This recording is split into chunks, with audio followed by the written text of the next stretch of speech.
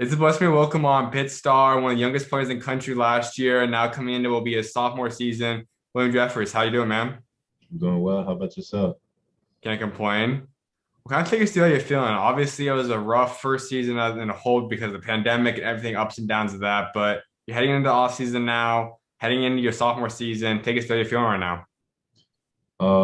I feel pretty good. Learn how to work, learn how to continue to stay in the gym, trusting the process, trying to do everything I can just to better myself, better my game, and try and stay focused on what I need to do, what I need to prepare for next season. Um, Trying to give my team the best chance that they have to win some basketball games, and like I said, just coming in after the pandemic, I'm excited just to see some stuff opening up. Probably getting a lot more fans in, and just having a better atmosphere around us going into the next season. Absolutely. Well, we're gonna head into your pit season and all that a little bit later, but kind of want to go back and hear the story of you getting to this point. So let's highlight back. Obviously, you're from Pennsylvania originally. Take us through what it was like growing up there. Growing up in Erie was fun. We had a lake, Mhm. Presque Isle. Really, I lived in Mill Creek with I went to Asbury, Walnut Creek, and then McDowell High School, and pretty much had the same group of people around me at all times. And I built some long-lasting, forever bonds with them. Um, I had great, like I said, my family was great around me. Mom, dad, two sisters, both older sisters, and then just the people within my school system, or whether that was my AU basketball programs growing up. It was always just good people, good vibes, and I enjoyed that a lot. You got a unique situation to be able to grow up with a family of athletes. Obviously, your dad was a Hall of Famer for New Haven. He used to play in the USBL. Your sister was playing tennis in college. Like you have a lot of athletics within your bloodline. So, what was like growing up in that athletic family? Uh, it was nice. My mom actually never played a sport in college or anything like that, but she went to a smaller school, so she Mm. had to play every sport. It was like mandatory. So she said she wasn't very good at it, but at least she tried. And then my other sister played every sport while she was in high school, whether that was volleyball, track, basketball, all of that. But she didn't want to continue to the collegiate level. Mm. So yeah, my entire family is surrounded by sports. Dad's in the Hall of Fame at New Haven and all that. Sister played tennis at Mercyhurst University, and so it was always a competitive nature kind of thing within our family, kind of like an iron sharpens iron, but um, also like a caretaker type thing. So Mhm.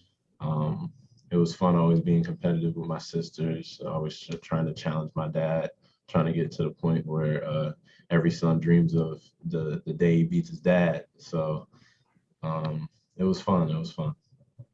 So I'm assuming has that day happened yet? Have you been able to beat your dad one on one? Well, my dad, my dad just he turned 55. He turns 56, so he actually hasn't played in a while because I'm the youngest. So my parents had me late, not late, but later in their lives. So um, never. There was a point where it was like, yeah, like you can't beat me anymore. But we never played that much because there was one time where he tore his patellar tendon, and he kind of stopped.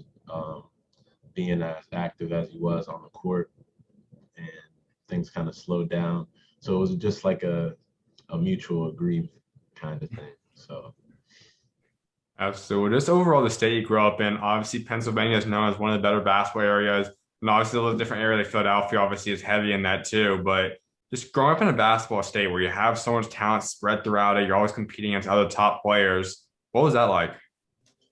it was fun. I'm living in Erie. Pennsylvania is a very big state, Mm. and so being all the way up in the top left hand corner, I was kind of isolated. That's why I definitely traveled a lot to play AAU and play with so many different teams, especially seeking out the competition, whether that was down in Pittsburgh, Cleveland, Buffalo, and then I started going to Maryland with Team Durant. Um, I was just always seeking out competition, trying to better myself. And um, I knew if I bettered myself, I'll better the people around me. So how did ball first get put in your hands? Because as we know, you end up developing, you have a record-breaking high school career in only 3 years, you become a top 100 prospect, you get a gold medal, you get all this stuff happening down the road. But like, when did this ball first get put in your hands? Um, I've been playing as long as I can remember. I don't even remember this story, but my dad told me. My dad used to coach my sister in I think it was elementary school for girls basketball, and he'd always bring me to the practices and always have me sit on the sideline. And uh, while they were practicing, I was always in my head telling myself like I can do that, I can do that. And so I think he was making my sister finish the practice with 10 out of 10 free throws or something like that. And she wasn't doing it. And I told him I could do it. So he finally let me step onto the court and knock down 10 out of 10. And I think that's where uh, things started to get the ball rolling because even though I was young, uh, he wanted to make sure that I wanted to play basketball and make sure nothing was forced upon me and stuff like that. So like I said, I really can't remember when I started playing basketball. That's how long I've been playing, but I know I love it ever since. So when would you say the moment was that clicked for you? You started realizing that you can be an elite player that could play Division One, and you always feel like you're like one of the better players on the court every time. Like when would you say that time came for you? I think that time really came during probably around the eighth grade, freshman year setting. Um, that's when I started to travel more with Team Durant or go down and play with Team Durant and seek out more competition down in the DMV and other areas. And I also was making a transition from middle school to high school. In seventh grade, I played freshman basketball. Seventh and eighth grade, I played freshman basketball because of some rule in Pennsylvania that says ninth grade is still junior high, and I wouldn't lose varsity years. But as soon as I got to the high school level, and I was starting as a freshman on my team and being the leading scorer and being introduced to the made hoop circuit and also the EYBL. That's when it started to click for me that I've done a lot. I've been playing basketball my whole life. Um, I'm getting pretty good, and I got a lot of potential to do what I need to do and get where I want to go. And so that's when I really started to focus in, laser in, and try and believe in myself and my capabilities. So if someone would have told you heading into your freshman season that you're eventually going to become this top 100 prospect, you're going to have offers from various schools across the country, really be able to pick any school you want, and then you're going to play Division One and all the stuff you're able to accomplish already. Like, could you have believed that heading into your freshman year? Were you kind of expecting that? Like, what would your reaction have been if someone would have told you that? Uh, I think my reaction um, wouldn't have been surprise, Mm. but it wouldn't be like, oh yeah, like that's for sure happening type Mm. thing like that. I feel like it would be more of a like, wow, like if I can, I know if I continued working and staying on the path that I am, um, I can envision myself being something pretty good and reaching my goals that I want to reach. And I'll be excited if somebody told me that. I mean, that's like somebody telling you the future. Uh, you got to be excited about it. Like, oh wow, like wow, I could really do that. And so, yeah. And you've been a guy, like I said, you've gone to multiple Team USA mini camps. You've been ranked for a long time now. Like you kind of had the spot on you since a younger age. Like it didn't just all of a sudden come together at one point in time. So how have you been able to kind of stay with that? Because obviously you have a target on your back. Then people know who you are every game. People game planning for you. How are you going to stay focused and kind of lock in still on your ultimate goals, even with all the distractions that come with becoming a more notable player in the country? Uh, well, honestly, it's all about your preparation and your mindset. My mom always told me all sports and everything you do in life is 90% mental. Um, gotta always got to keep a level head. Always got to trust and believe in yourself and have a certain level of confidence in your ability. And within that, you get that certain level of confidence within your ability from the preparation and the work that you put in. And You always know if you're doing enough. You always know if you're doing too little. Mhm. So that stuff sometimes, like I could say, that really doesn't run through my head. I understand, like uh, I've been told that before, like, oh, you have a target on your back, like blah blah blah, and all that stuff. But at the end of the day, I'm just trying to play basketball and go out and play my game. And so if you, it's almost like buying into the hype. Um, you got to stay right in the middle. Can't buy into it too much. Can't downplay it too little. So um, I've always been a level-headed guy who never got too high, never got too low. You always try and stay in just a state of continuous movement. As you mentioned, you got to play high school basketball on the freshman team throughout your middle school years, which, as you say, that's one of the very few states that you're able to do that in the country. So, how big was that for your career? Like, you get to go up against guys that at one point were 2 or 3 years older than you, and a couple of years older than you when you're an eighth grader. How big was that for your development? That was huge. Really gave me a glimpse into how much bigger and stronger people really get as you age. Really um, gave me the opportunity to grow. And so when you get put out of your comfort zone, when you get put up against bigger, stronger people with better competition, you got two options: you either sink or you swim. And a lot of that time, you have to push through the growing pains. And I'm 6'7". My coaches and my mom and stuff think I'm 6'8". They think I grew. Uh, but I know what growing pains feel like. They're not fun. You get you uncomfortable, but you never grow while you're comfortable. And so I've been pushed ahead my entire life, whether that was in the classroom, on the court. I've always played up. Even when I was playing 17U on EYBL, I was 15, um, and things like that. So just being pushed ahead has been a part of my game plan in my life, because if I'm always ahead, you can never be behind. So definitely playing up has always been a part of the game plan, just to put myself in uncomfortable situations and try and continue to grow. Now, that mentality is something that we know, especially in this generation era, is not really typical. A lot of guys have gone towards the reclassing down in a way where you're able to come back and be a year older than guys. That's the best fit for guys. That's definitely great. We see it work out for a lot of players.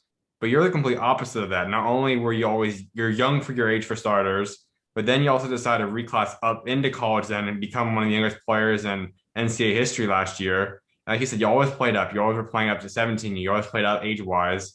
Like, just take us through that mentality though, because like I said, a lot of guys would rather be older than other players. How are you always managing to be such a younger player, sometimes playing guys that are 3, 4 years older than you? Like, how did you deal with that throughout your high school and now even college career? Well, I think every I think everybody knows everybody's life is different. Um, Hmm. some people need more time to develop and mature, so they reclass down, Hmm. or they have a different mentality of how they think that will help them. I even have a cousin who's reclassed down, or my my dad has talked to my uncle about whether he should stay in his grade, reclass down, or what. Hmm. My dad said I was a totally different case scenario, and that reclassing down may help him. Um, Hmm. and so, honestly, that mentality just comes from, like I said, as long as you're pushed ahead, you can never be behind. And if you're mature enough, if your body's ready, and uh, your skill level and development is there, if we put you in that situation, we know that at the end of the day, all you can do is uh, all you can do is do your best, and being in that uncomfortable situation will allow you to grow. Um, because even in high school, AAU, or even when I was younger, sometimes my dad wanted to push me ahead. I would always be like, well, I don't want to do that. I want to stay at my grade. I want to see what I can do here. And my dad was always telling me that you have to you have to understand that I'm putting you in these situations because I know you can handle it. Hmm. Because I know you can handle it. It's only going to help you, because imagine doing this staying ahead of the curve at all times, then when the curve finally hits, you'll be the one who's most prepared and most ready. Absolutely. Let's hop into this high school career. You also choose to go to McDowell, and you have a legendary 3-year career where you end up eventually becoming the all-time school scoring leader, all-time school rebounder, while only playing in 3 years. But take us to that freshman season. Like, walk us through that year. You guys go 19-5. You put together 21 points a game. Just take us to that freshman season. My freshman season, that was a very fun time. Playing with a lot of the teammates and guys that I like. I had um, I consider him my brother now, Ola. He was with me and he was living with me. So that was the first time I've ever experienced really having some like a quote unquote brother live with me. And honestly, that was one of the most tough seasons I've had, just from a growth standpoint and a mental standpoint. And the year actually didn't. I don't think personally the year started off that well for me, and that was tough for me because it just made the transition to from middle school to high school, and it wasn't going the way that I expected it to. And that's all part of bumps in the road and going through those growing pains, like I keep saying. And so my entire high school career was like a mentality shift, a mentality change. Just trying to better prepare myself for where I'm trying to go. And 19-5, we had a great season, great team wins. Love Coach OC, and really just just trying to get a feel for high school basketball, honestly. What led you to McDowell? Obviously, there's a lot of schools you probably could have chose from. Like, why was that the school you wanted to attend? Um, McDowell's 2 miles from my house, Hmm. and it's the school. You know how people have like feeder schools almost like. Uh, the township that I live in, that's my high school, and so just the people I knew from the faculty standpoint, from the friends that I had growing up my entire life, and the just the atmosphere around it. I grew up around McDowell my whole life. I was going to the basketball games and all that stuff. So it was really about um, just sticking to the game plan of I mean, it's right by my house, and it was just an obvious choice for me. It's what I grew up knowing my entire life, and I could have went to a prep school or anything like that, but uh, I talked to my parents, and really the only reason that you go to that brings me to the reclass. Actually, the Hmm. only reason you go to prep school is for 3 reasons: academics, exposure, to get better. Hmm. Uh, Academics, I didn't need that. I think I finished high school with a 4.2 Hmm. GPA. Exposure, I was already on the map for May hoops, the circuits, and all that, and the ranking services. And to get better, why not come to a Division I college with 13, 14, 15 Division I players to get better instead of going to a prep school that might have 4, 5, 6. So So was there ever a point, even maybe earlier on in your career, rather be after your freshman, sophomore year, that you maybe considered one? Like, obviously, we see a lot of guys go to them. That's a typical thing where we see guys they compete against each other, also practice with each other. Did that ever cross your mind? Did you ever seriously look into going to any of those schools? definitely seriously looked into going to a prep school, um, probably around sophomore year, Hmm. um, trying to seek out better competition, maybe play a national schedule, um, just get a different feel, especially because uh, the amount of time I spent in Maryland was kind of absurd, especially because it was a 6 hour drive there and 6 hours back. And that was almost like every weekend from March till July. Um, there was actually a point where we considered moving down there and going to a prep school or a school down there to play in I forget what the conference is called. The, Hmm. with The math and all them. yeah, Hmm. which is one of the best conferences in the entire country, or even going to a prep school playing a national schedule like that. And so it was heavily entertained. It was heavily thought about, but at the end of the day, just decided not to. So it's into that sophomore year, then you have a big jump. You guys, as a team, struggled a little bit more that year, 13-10, but you jumped all your numbers up, 24 points a game, 8 rebounds, 2 assists, a steal a game. Take us to that sophomore year a little bit. Sophomore year was definitely a fun time. Mm. Uh, I'm trying to remember it all. I feel like I know it was only like 2 years ago, but it feels like grips ago. Mhm. Um, it was kind of a down year, you know. We're used to winning a lot more, but at the same time, we were pushing through, fighting through, trying to do our best. Like I said, it was all about the growth process, so nobody was mad. And um, really just feeling my game out. That's when I really started to um, understand like I could really do this. I could really become a really good player and become the person that I want to be. And so that was just all a part of trusting myself and trusting my teammates, my coaches, and the guidance that I had around me. So Now, at this point, too, obviously, you start getting involved with Team USA. You had ended up eventually attending over about 4 mini camps with them, and obviously you made the team from one of them. You had gone to U16 years, get the gold medal. We'll talk about that in a second, but just take us through your Team USA experiences. Like that's one of the biggest dreams for any high schoolers to just even go to those camps, just be a part of that, wear that Team USA jersey, like do all that stuff is obviously a huge dream for every kid. So, just what was that experience like going to those mini camps and being a part of Team USA? that was a great experience.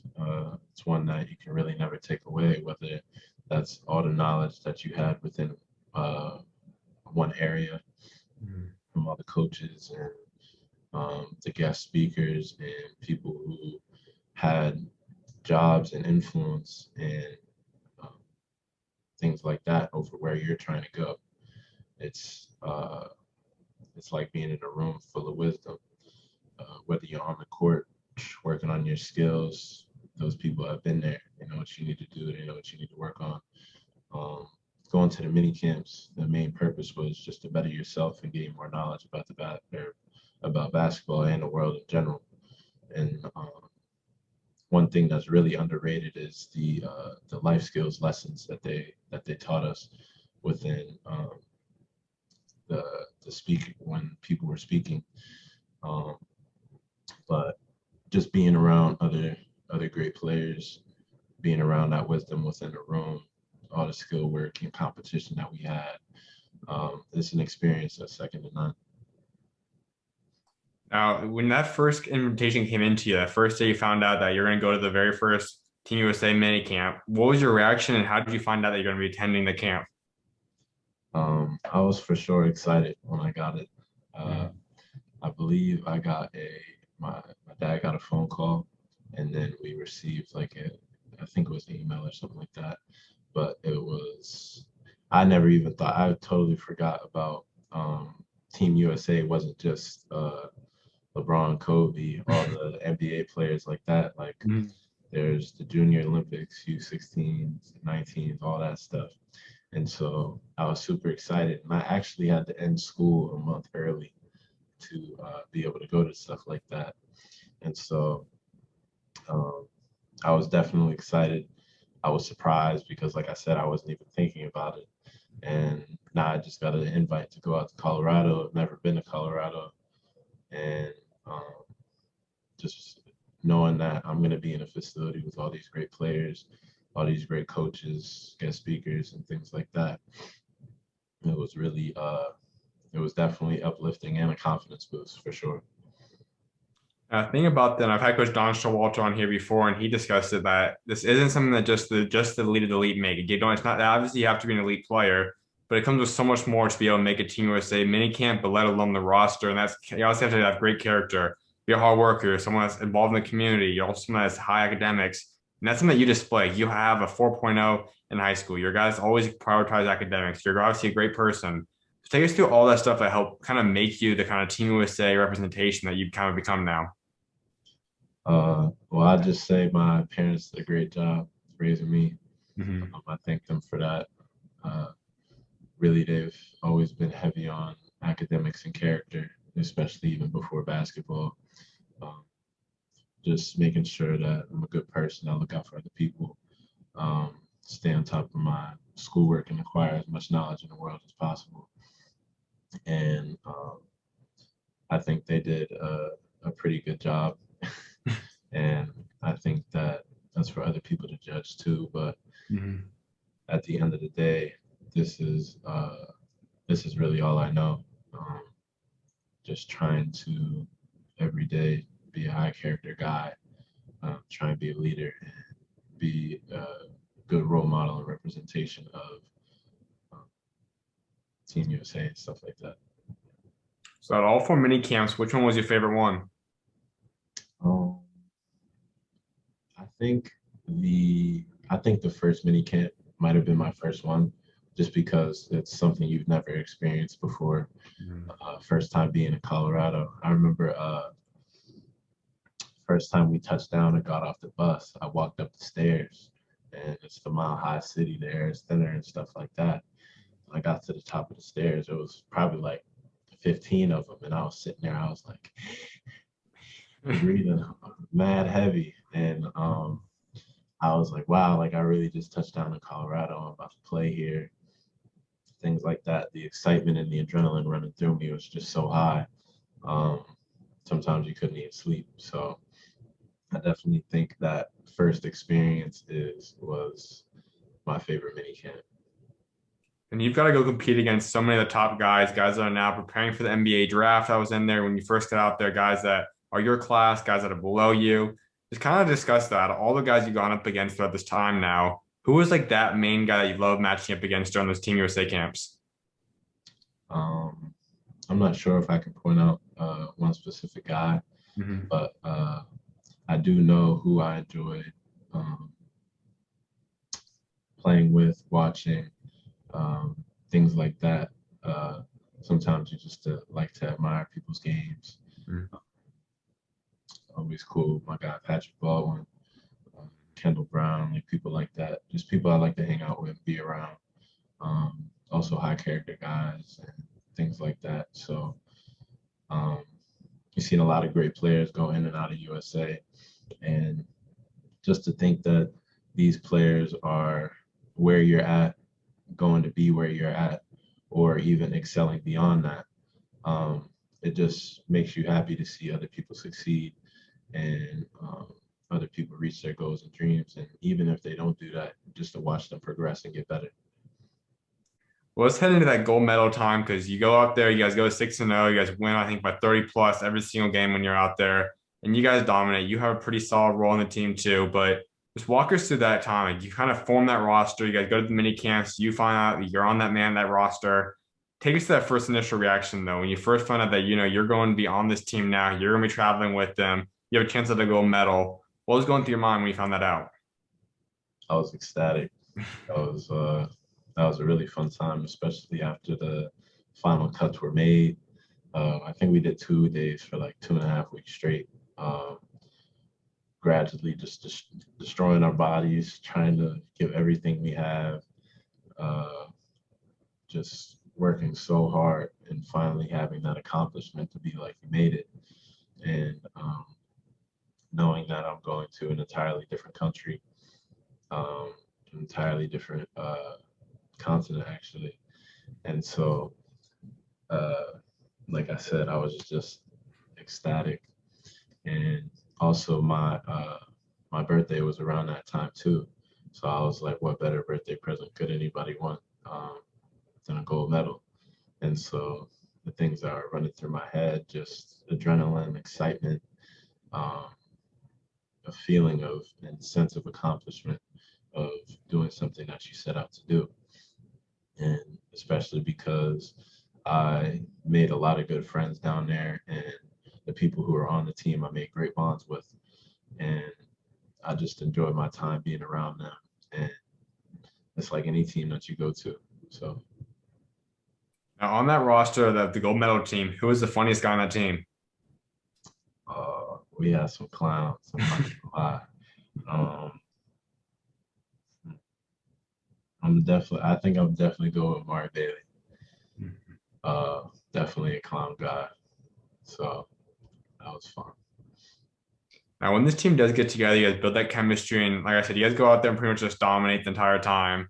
But walk us through those games. Like you're in a foreign country, you guys are going out there, you're playing the game you love, you get to see an entirely new place. Just walk us through the couple weeks you guys were out there. A couple weeks we're out there, a lot of preparation. Our itinerary was pretty strict and tried to follow that to a T, whether that's practices, shoot arounds. Sorry. Whether that was practice, shoot arounds, anything like that. We always had it cut out and ready for us just to stay focused and stay on task. Always trying to hold ourselves to what they call the gold standard. And because of that, we're all focused on the main goals, trying to win our games, trying to get to the championship and win a gold medal. And so it was intense. It was laser-like focus, but most of all, it was fun to be within the process. So. Now you get that gold medal. I'm sure you probably keep that with you wherever you go, but like just take us to like having a gold medal now.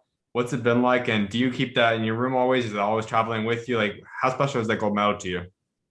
That gold medal was really special to me, especially because, like I said, it was around my 16th birthday. Mm-hmm. So because of that, I keep it at home. I think it's actually in a safe. I have a couple of my jerseys hung up within picture frames, but the gold medal hasn't really been displayed yet.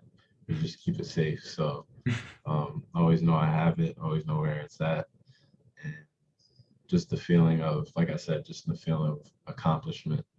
It's like, wow, I got a gold medal. So Now, also around the same time, then you also go out there and you guys win the IBL Team Durant 2018 champs. Walk us through that time because that team was a special roster. Obviously, we know Team Durant's always a powerhouse when it comes to Eagle IBL teams. But just joining that team, being a part of them, winning it all, what was that like? that was really fun. Like I said, I was down in Maryland a lot, a Mm-hmm. lot, and so created heavy bonds with those guys, those coaches, and um, just turning around just after winning the gold medal, just winning even more is the sense of accomplishment just continues to grow. And so, yeah, I'm trying to jog my memory on a lot of these things, but sometimes it's not catching back up. I look at some pictures or something. Absolutely. Well, let's head into that final year of high school for you. And you head into there, you guys have your best season overall. Personally, as a team, you guys go 23-3. COVID ultimately slows that down, stops for what could have been a special state championship run, but 24 points a game, 10 rebounds, 2 assists, 2 steals a game. What was that junior year like for you? My junior year was really fun. It was like towards the end, I knew it was going to be my last high school season, and that really didn't sit well with me because the guys I was playing with at McDowell, like I said, are the same guys that I grew up with my entire life. And so just being able to share these moments with those guys, trying to get a state championship last year at high school, things like that, it was not even on the basketball side, just the experience side was wonderful. And so it was a lot of growth went into getting to that point, being able to play at that high level, um, understanding my teammates, my coaches more, trying to become more of a leader to try and get my team to where we need to be. And still to this day, I'm so upset that Corona shut down the playoffs because we really thought we had that one. And that would have been so special to us because that would have been our school's first ever basketball state championship. And we were this close. And just to have that taken away from us was like, wow. And we feel like we were the best team in McDowell history. That's just our perspective. Can leave that up to the public. But in all honesty, I think that if the pandemic never came, I feel like we would have been able to hoist our first banner within that gym. So we honestly didn't even know our last game was our last game. Mhm. That was one of the craziest parts. And so um, after we won that game, everything just started to shut down. And after having a wonderful season, after having some of my guys having some breakout seasons, and everything going our way, falling our way, things just went south. So That's what I was going to ask you. So, at what point would you say you personally started realizing that, okay, this is probably technically my senior year of high school now. Like, this is going to be my final year playing. 'Cause I know you did a pretty good job keeping your recruiting on the down low. Not too many people knew about it. Then you kind of came out with your big announcement, and obviously the rest is history. But like, when did you start feeling that, this actually probably is my final year of high school basketball? I think the idea was entertained um, before my school year started, but it was never set in stone. And Mhm. honestly, it was something I didn't want to do. And so that was a big step for me because at the end of the day, you're asking me to skip my entire senior year and just go straight to college before I even had a day into my junior year. And so people tell you senior year is one of the best times you'll have in your life, one of the most experiences you'll make, um, things like that. And it was really only an idea to reclass at that point. And so I think by mid late December, the start of the new year, it was a solidified plan, but only my family knew that, and my guidance counselor. um, but it was actually a really hard decision to make. My parents really, uh, they have this thing where when making decisions, they lay out all the facts for me. Mhm. They ask me how I feel. They give everything and all the information in the world that I need for me to make a decision. And they also give me their opinion, but at the end of the day, it's my choice. And I always loved that. And even though I know I really didn't want to do it, I've thought that it was the best thing for me. And sometimes you got to sacrifice for what you want. And so I think that around that December time was when I sat him down at the table and I was like, I want this. Let's do this. So Now, was that something that just all of a sudden, as a family, you just started saying, we might want to reclass? Was this a coach that came out to you and said, we'd be interested in having you come in 2020? Like, we want to offer you this year too? Like, how did it come? Was it the colleges first? Was it a family? Someone recommended it outside the family? Like, who kind of first brought this idea into you guys' head? um, it was more of a family thing with Mhm. my parents. Uh, Especially like I said, I was always pushed ahead in school. So I was already ahead in my credits and stuff like that to be on pace to graduate. And it was almost as if like I said, I've been playing up my entire life. And as soon as I finished AAU, it was like, you're actually going to start playing your grade and stuff now. Like, what's next? Everything's coming to a close. And so, um, back to the prep school, only three reasons you transfer to a prep school: academics, exposure, and to get better. Why not go to a college to get better? So it was, I felt like at the end of my junior year, um, it was either time to go to a prep school to play on a national stage, or it was time to go to college. And um, that's what was relayed to me by my family. I had the own thoughts in my head. And so, like you said, I think we did a pretty good job of keeping that under wraps and then trying to come to our own conclusions without outside opinions. And so, yeah. So you obviously at this time were still being heavily pursued by countless kind of offers in the school. Obviously, tons of schools were pursuing you heavily, and we saw once the pandemic set in and uncertainty came in, especially once the NCAA said, this year is not going to count towards eligibility. We saw a whole lot of guys from 2021 reclass up. Jordan Nesbitt, Carter Witt, like the list goes on. I've got Alex Fudge, like the list kind of goes on of guys that did that. But for you guys as college recruiting you, like were you guys telling them then, okay, we want to come in 2020? And if so, like did any schools drop out at that point? Did some certain schools say, we'd rather have you 2021. If not, we don't want you now. Did other schools come in once you kind of found made that clear? Like how did it look in terms of recruiting once you reclassed privately? Um, there were a couple schools like that. Hmm. Uh, a couple schools were all for 2020. And a couple other schools felt like they had their 2020 class already set, and they wanted me to either redshirt or wait till 2021. Um, and so within that recruiting process, definitely not being able to have visits, definitely not being able to have officials or unofficials, um, and kind of just having Zoom calls and things like that. It was definitely a different type of recruiting and communication between the coaches and the players, and definitely a challenging part for both parties. So Last before we get into Pitt stuff is you look back at your high school career, you left, as I said, all-time scoring leader, all-time rebounding leader. You guys go 54 and 18 in 3 years. You get three times your all-state. You get all those accolades and awards. What was your favorite high school memory though? wow, there's so many. um,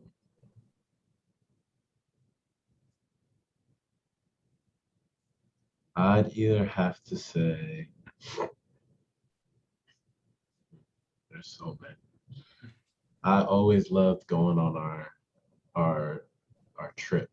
There was always a trip once a year, usually down to Florida, by Universal and stuff like that. And not even on the basketball side, but just the experience side again. Just being able to hang out with some of my best friends down in Florida, play the sport I love. Um, I love to laugh, and so when I'm with them and I'm out and about, like uh, we're just some clowns. Like we everything makes us laugh, and we just enjoy that time so much. And not being able to go last year because of the pandemic really killed me. And so going to Florida is definitely one of my favorite high school memories. But also, I would like to think that um,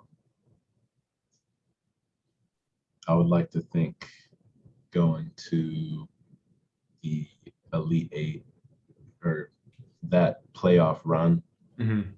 just how excited everybody was, whether that was our school, our fan base, the students, the parents, the newspapers. Um, it was almost like breathing life and hope into, oh my God, like these guys can actually do this. Hmm. And it was nice to see.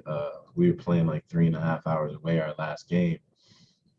We ended up having an entire student section um, that carpooled all the way down with different people, had took a bus. We had parents there. There was so much support rolling behind us.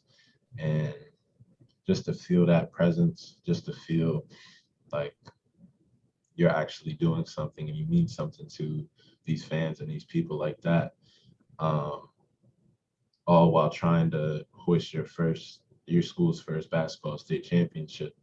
That entire run was just an experience that all of us will never forget. Had close games, had blowouts, had uh, hard fought games, slow games, games where you couldn't miss.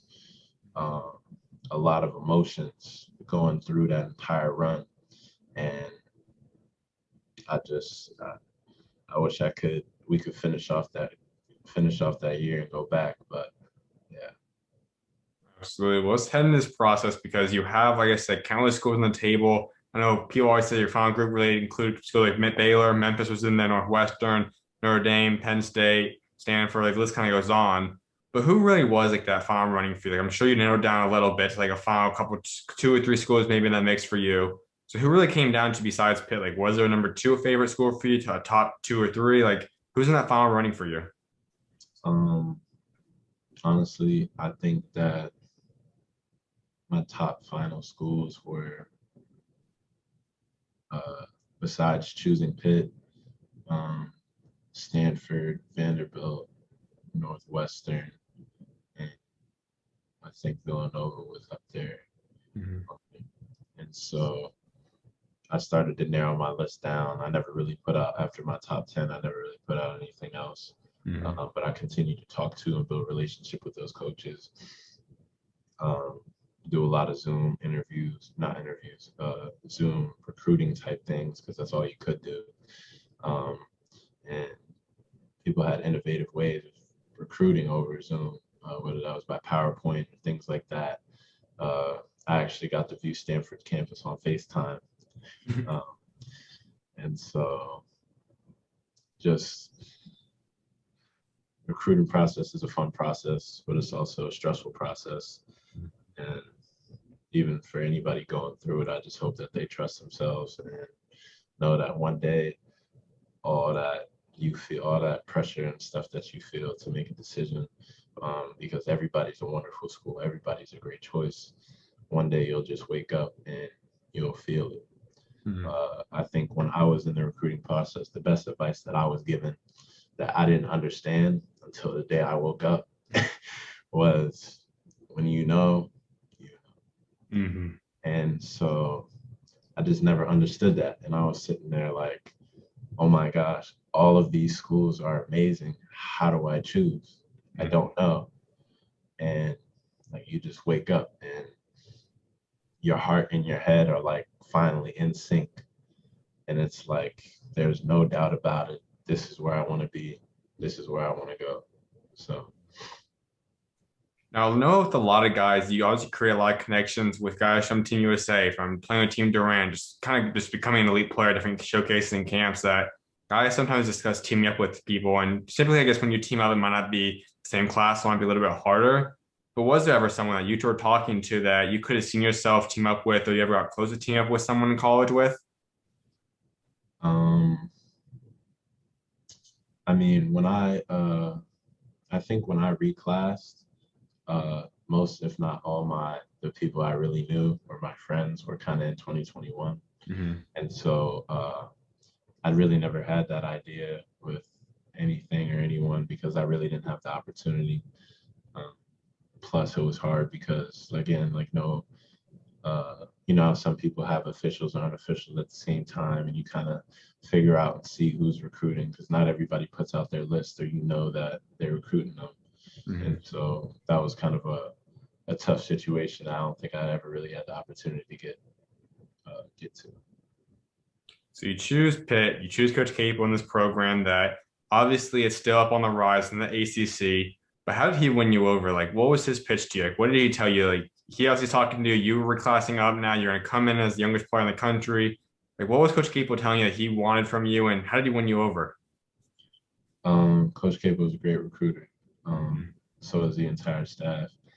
And so part of something that he really didn't have to pitch me on was an hour and 50, 2 hours away from my home.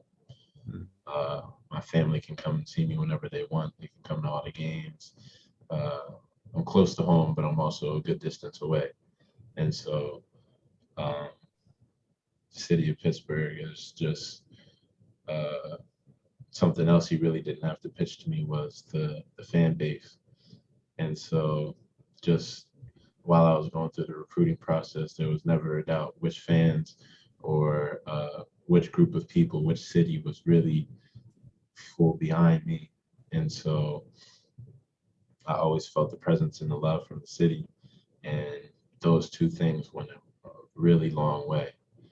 And so when communicating with Capel, what really run me over was just his honesty with me and him telling me that at the end of the day, missing a few pieces, we're trying to build and create a team and a winning culture here that hasn't been established in a while. And I want you to be a part of that. And I want you to help me do that. And um, just telling me how he sees the potential in me. Um, he sees what I can be. He sees what I am now, and he knows that there can be something that can be so much more. And just the installation of the confidence and belief that he had in me and the process of building this program up goes a long way. And I'm an optimistic person, and I like when people talk with their goals and objectives with me. I like when people are positive, they give off positive energy, and Coach Capel is like that. Like I said, he really just won me over with that. So you're coming on campus now amongst a pandemic, and this is your first college year, so you don't know what normal college life is like yet. But you come in, as we talked about a few times now, you just were 16 when you first decided you want to reclass.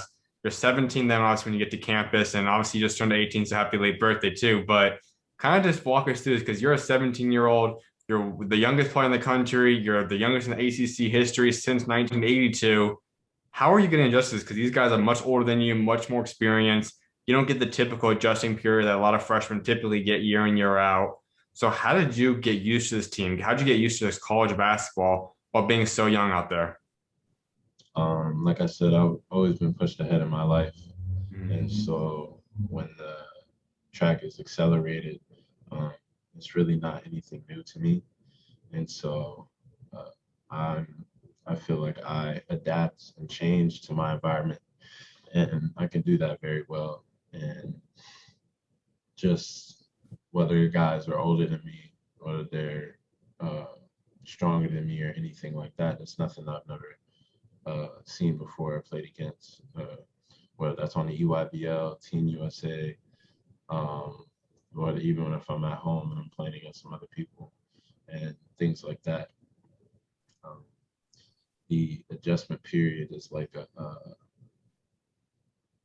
I feel like it's more all about confidence and um, preparation. And so I feel like I prepared my whole entire life for this, and um, this is what I'm supposed to do. I've always been pushed ahead, so why stop now? Like most freshmen in the country, it was an up and down year for you. And as a team too, clearly the pandemic hit you guys. I know we obviously had the stuff that happened with John early in the year, and he was a big piece early on. There's a lot of ups and downs of the team, you personally. Just walk us through your freshman year a little bit. A lot of ups and downs, like you said. Mhm. Um, it's part of the. I've been saying this the entire interview. It's part of the growth process. Mhm. I'm an optimistic person. Uh, I have. I feel like I give off good radiation and vibes. So um, through those up and downs, you got to smile through it all. Whether in the beginning of the season, I was in the first couple games, I was playing 26 to 30 minutes a game, and then there was a period of time where I had a lot, not a lot, but a couple DNPs. And Mhm. some people will get in their head, some people will lose their confidence and stop working and feel some type of way about that. But I looked at it in a different perspective, which I think helped me a lot. And that um, I need to change the way I work. I need to change the way I approach things. I need to, I just need to get better, put my head down, smile through it all, come to practice every day, ready to work, and try and earn everything because especially once you get to this level, nothing is given to you, no matter how much you think you're entitled to it.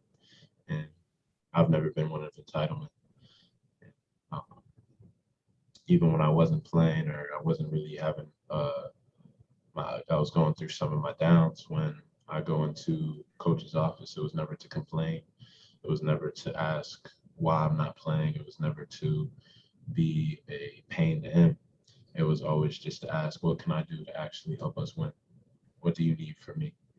And um, I'm always a guy who's team oriented, trying to make sure we have as much success as possible. Um, and so honestly, my freshman year, like you said, it was a roller coaster ride. But as most roller coasters, you enjoyed it to the fullest, and I wouldn't have it any other way. Now, I've heard, obviously, just talking to you now, you can kind of tell, and I've kind of discussed it too. A lot of coaches have always said that you kind of have a different character. You're obviously welcoming, someone that cares about your teammates, about coaching staff.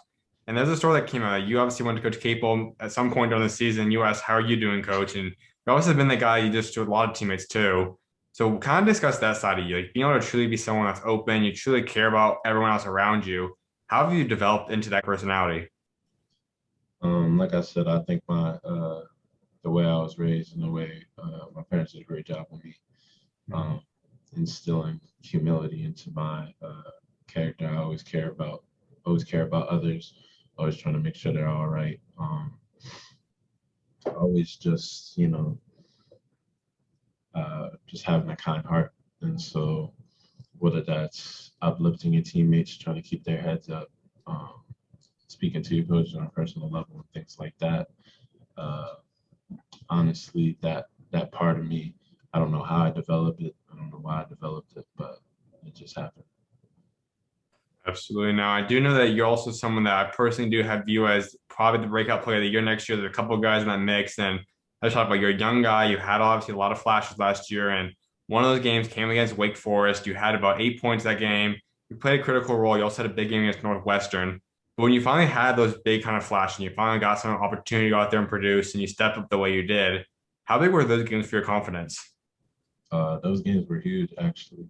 Um, Confidence goes a long way in the game that you play, especially because, like I said before, game's 90% mental. And when you have that sort of confidence, you stop overthinking, you stop having these mental blocks within your mind, and you start to believe in yourself more and more. And so just having those games, knowing that you can play at this level, you can do what you need to do, it really boosts your morale. And like you said, in a roller coaster year of highs and lows, sometimes you need those highs just to keep you going. And so those games did a lot for my confidence, did a lot for my uh, confidence with my, it instilled a little more confidence in my coaches and my teammates that they had in me. And so, yeah. And you guys had a very special player in that locker room now. He's going to be drafted this year. I think he's going to be a first round pick. I think the lowest he'll go is bottom first 10 picks in the second round, but that's Justin. He obviously was phenomenal this year. But what was it just learning from him? Being in a locker room around a guy that's an NBA player, someone that obviously was one of the best players in the entire country last year. Just what was like learning from him and how special is Justin? It was fun being around Justin a lot. I was one of my guys. The locker room was right next to me. Um, Talked to him all the time, and you know, honestly, it was just nice to be around him, and it was wonderful to see him succeed. Like I said, I love to see people succeed, and some of the things that he was doing, you just looked at it like 20 and 20 games, like that's absurd. And so it was just fun competing with him in practice every day. Um, it was fun, like I just said, just to see him succeed, and I'm really happy for him. Wherever he does land, what's an NBA team getting in Justin? Um, they're getting a person who works hard, getting a person who plays hard, got a really high competitive nature. Um, they're getting somebody who is a good teammate, a good person, always looking out for others. And uh, on the basketball side, they're getting somebody who knows how to rebound the ball at an elite level. Sometimes we think he got a magnet in his hands, and also somebody who can score the ball. So No doubt. Well, you head into this next year now, which is your sophomore year. Theoretically, also, you're technically a freshman in terms of eligibility idea rules. But what can people expect from you now? What's the biggest jump you're going to have in? Like, what's the biggest things you're keying in and working on this offseason that we can expect from you now in this upcoming year? um, I'm not sure. Uh, I think that what people expect of me is not really on my mind. Mhm. Um, I'm just making sure I'm staying in the gym, working to better myself every day, and continue to grow and develop. And development is all part of the game to get anywhere. And so um, the expectations that people are going to put on me, uh, you really never take it into heart. And you just try and keep your head down, stay humble, and continue to do what you need to do. And with that preparation comes your opportunity. And once you have your opportunity, you can show what you got. And It's not about the potential or hypothetical. Now it's you can show what you really can do. You guys had a lot of change now. A lot of guys transferred out. Obviously, Justin went to the NBA, so that's sort of seniors and whatnot too. But out of the guys coming in now, I like a lot of the additions they brought in. But how special can this Pitt's team be this upcoming season? This team could be really special, and I know a lot of uh, people are um, people are doubting our success and things like that. But sometimes the most dangerous person is the underdog, and I'm okay with that. And so I really like the guys we're bringing in. I like the guys that we have, and just so far in this first summer session, just the morale that we have around us and the aurora that you can feel, it's a different type of vibe. And um, just understanding that or seeing all the guys in the weight room every day or when we play, when we work out, it's a different type of focus and intensity um, that we may not have had last year, especially because a lot of us got the taste of the back end of our season. Um, and we didn't like that. And so, like I said, with preparation comes opportunity, and we want the opportunity to we want the opportunity to do what we need to do and come out and not necessarily prove everybody wrong, but to prove ourselves right. Absolutely. Well, a couple more things before I let you go. One of which is a different thing off the court now for you. I know you have played the saxophone before. Take us to that passion of you.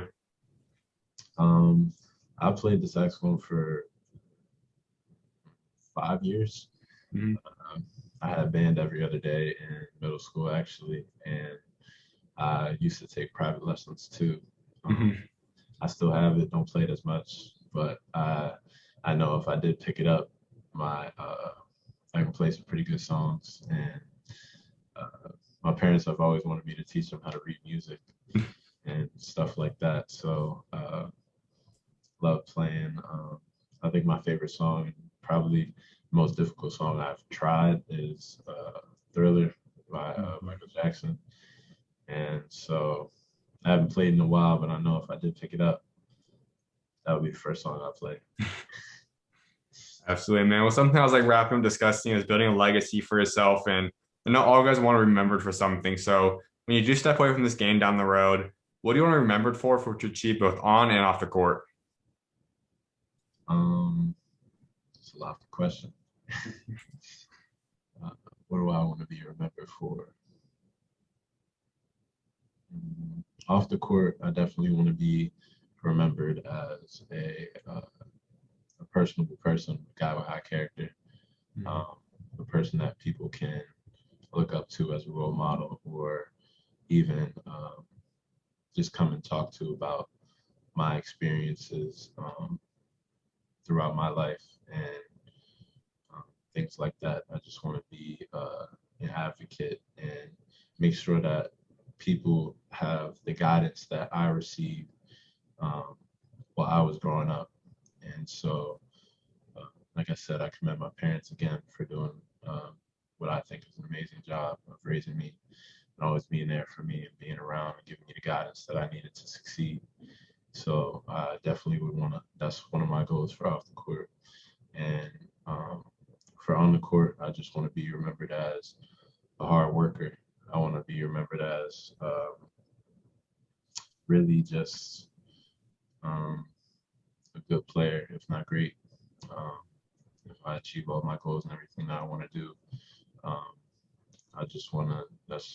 I guess that's all anybody, and everybody could wish for. Um, so, Absolutely, man. Well, my final thing for you, give Pitt fans your three biggest goals you have set for the remainder of your Pitt career. um, win, win, win. So, um, just trying to win basketball games, um, get to NCAA tournament, see what kind of damage we could do, and uh, that's all I got for Pitt basketball. Because at the end of the day, no matter what you say, no matter what you do, winning is the end goal. Absolutely, man. Well, I definitely appreciate taking time to come on today. Happy late birthday once again, man. I'm excited to see what you guys got next for you. Of Thank you. I appreciate that. course, man. You always welcome on, man. God bless. All right, you too.